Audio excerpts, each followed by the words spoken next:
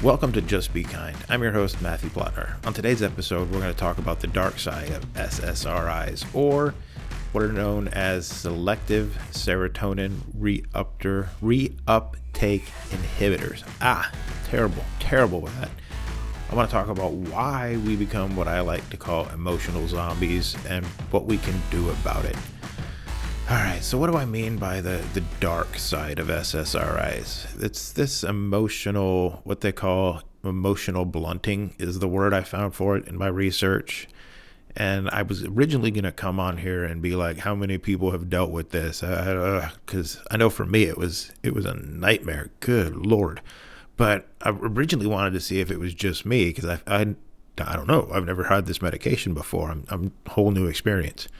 But while looking up and researching for this episode, I found that 40 to 60% of people who take these SSRIs and other medication of the nature experience this emotional blunting, or what I want to call from here on out the zombie, the emotional zombie, where you're just the emotional walking dead. It's just this dull, colorless, lifeless life where you're just kind of, for me anyway, it was just this, I was experiencing life, right? I was involved in my life. I was making decisions, and there was at the appropriate times, there were emotions, right? Like it's not a total lack of emotion per se, at least it wasn't for me, but it was just this colorlessness, this disconnected from things at all time, where it just kind of felt like everything was happening to me, but it wasn't me, and there was this lack of wanting to even move or do anything. It just felt like lethargic. It just felt like a zombie. I felt like a zombie. That's why I came up with the term emotional zombie for it, because that's what I felt like. It just felt like the emotional undead. I was going through the motions and they were there, but they weren't really sticking, and they weren't really causing me to do much else just other than live. And the problem with this, and this was something that I had to talk to my therapist about and my psychologist about, because it was like, well, I know the medication is good and it's helping, but at the same time, like, I feel just blank and dead inside. And I really, if it wasn't for the fact that I trust you guys and we've got this relationship built up, I wouldn't be taking this medication for very long. Like, I wouldn't be on it for more than a few weeks past this deadness. And researching, I found that to be the biggest risk with this side effect, is people quit taking their meds because they're afraid of it messing with their creativity or their emotional life or their ability to connect with family and things again. So they're like, well, I'm not taking this anymore. I know they told me I need it. So, but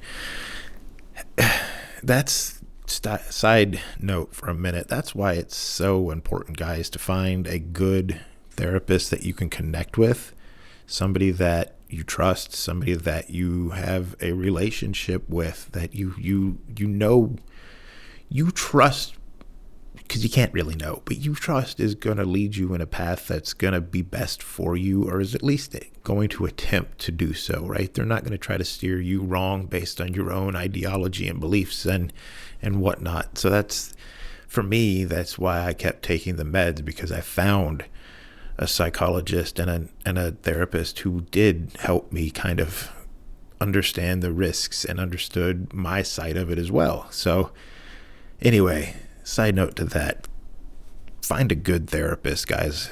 That's all there is to it. Why though? Why do we get this way when we take these medications? What I found is there's a study done in Cambridge in England, UK, somewhere over there. I think it was the UK. But anyway, what they found in that study, it was a limited study. I think they had like 60 something people in it, and they split them up, and they found that the medication, it's not that the medication stops you from having emotions per se. What it does is it messes with your ability to interpret learned pleasure. So in other words, here's how they did it, and here's how they came to that conclusion, basically. They had a study where they would have people take, I think it was Lexapro. They were taking Lexapro. And the people taking Lexapro, they would give them these questionnaires. And at the end of the questionnaire, you would choose A or B as your reward. And A would prize, cash out, if you will, 4 out of 5 times, where B would cash out 1 out of 5 times. Right? So obviously, after a handful of times, you're going to realize, oh, A pays out more. I'm going to pick A every time. Right? And the people not taking Lexapro, that's what they did. They figured that out. They followed that pattern, and then they swapped the pattern, and they figured out then later B was the one that was paying out more. And obviously they didn't tell these people this. This was a blind thing. They just figured it out as they're doing these questionnaires and picking A or B. Anyway, long way to get to the people taking Lexapro didn't learn that. They would still randomly pick A or B and would get no learned pleasure from it. So that's kind of how they came to that weird conclusion on how that's what it's messing with.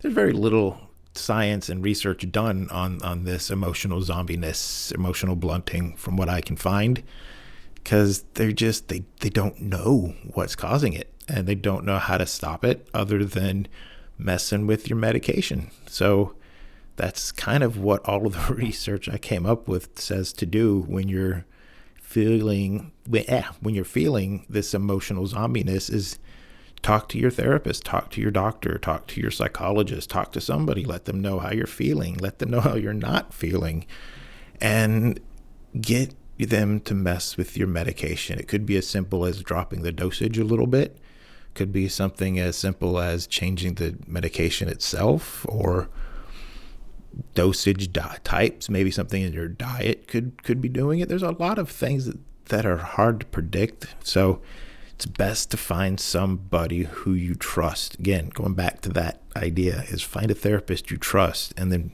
feedback with them how you're feeling, and they'll talk to your psychologist if they're two different people, and they'll come to a conclusion on how to help you, man. You gotta talk to people, though. That's the key.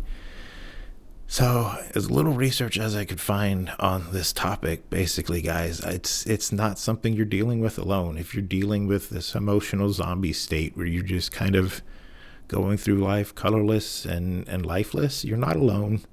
Reach out to me. Let me know how you've dealt with it, if you have, because I'll be honest, I'm still kind of day-to-day struggling with it. Not as bad, but there are days where I go through and things just become colorless again and dull. How do you guys who have been dealing with this for longer than me, how do you get through those days? Let me know. Share your knowledge, your insights with us, and help the rest of us who are clueless as we go through this journey. And on that note, guys, thanks for listening, and remember, just be kind to yourself and to others.